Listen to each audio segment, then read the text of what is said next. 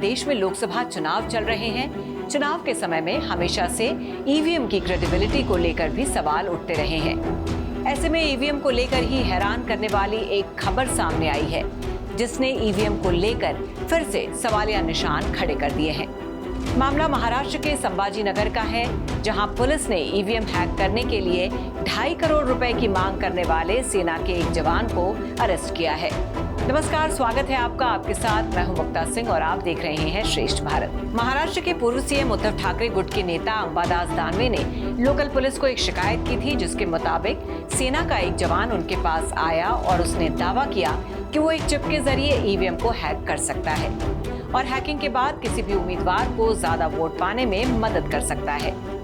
नेता के पास आकर दावा करने वाले इस जवान का नाम मारुति धानके बताया गया है, जिसकी उम्र करीब 42 साल है। ठाकरे गुट के नेता को जैसे ही सेना के जवान ने इस तरह का प्रपोजल दिया तो उन्होंने तुरंत पुलिस को जानकारी दी, जिसके बाद पुलिस ने एक्शन लेते हुए मारुति धानके को 1 लाख रुपए के साथ रंगे हाथों गिरफ्तार कर लिया। धानके को गिरफ्तार करके जब पुलिस थाने ले गई तो पता चला कि वो ईवीएम के बारे में कुछ जानता ही नहीं है। उसने ये सब सिर्फ अपना कर्जा उतारने के लिए किया था। पूछताछ में सेना के जवान ने पुलिस को बताया कि वो महाराष्ट्र के अहमदनगर का रहने वाला है और उसकी पोस्टिंग जम्मू कश्मीर के उधमपुर में है। साथ ही ये भी बताया कि वो सिर से पैर तक कर्ज में डूबा है, जिसे उतारने के लिए उसे पैसे की जरूरत थी और इसीलिए उसने शिवसेना नेता अंबादास दानवे को फंसाने के लिए ईवीएम का जाल बिछाया था।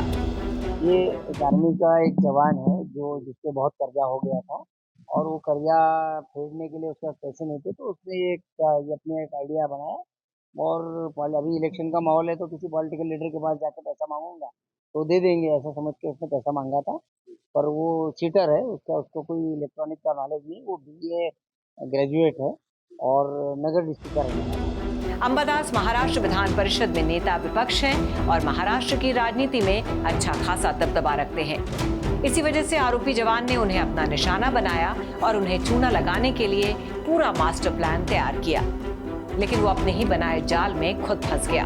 मामले में विस्तार से जानकारी देते हुए महाराष्ट्र पुलिस के अधिकारियों ने बताया कि मंगलवार शाम करीब 4 बजे संभाजी नगर बस स्टैंड के पास एक होटल में आरोपी जवान ने शिवसेना नेता के छोटे भाई राजेंद्र दानवे से मुलाकात की थी।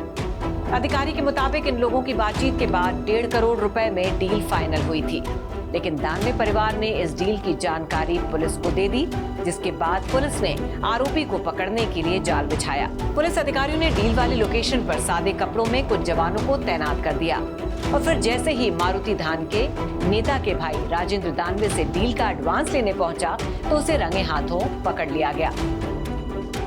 पुलिस अधिकारियों की माने तो आरोपी जवान के ऊपर पहले से काफी कर्ज है, जिसे उतारने के लिए उसने ये शातिराना चाल चली थी। उसे ईवीएम की कोई जानकारी नहीं है, वो बस किसी तरह से नेता के साथ फ्रॉड करके अपना कर्ज उतारना चाहता था। अब पुलिस ने मारुति धानके के खिलाफ क्रांति चौक पुलिस स्टेशन में मामला दर्ज कर लिया है और उसके खिलाफ 420 यानी धोखाधड़ी और 511 यानी अपराध करने की कोशिश की धारा लगाकर उसे सलाखों के पीछे भेज दिया है। तो फिलहाल की इस खबर में बस इतना ही। बाकी खबरों के लिए देखते रहिए श्रेष्ठ भारत। श्रेष्ठ भारत पर खबरों से जुड़े रहने के लिए चैनल को सब्सक्राइब करें, बेल आइकन दबाएं और देखते रहें श्रेष्ठ भारत।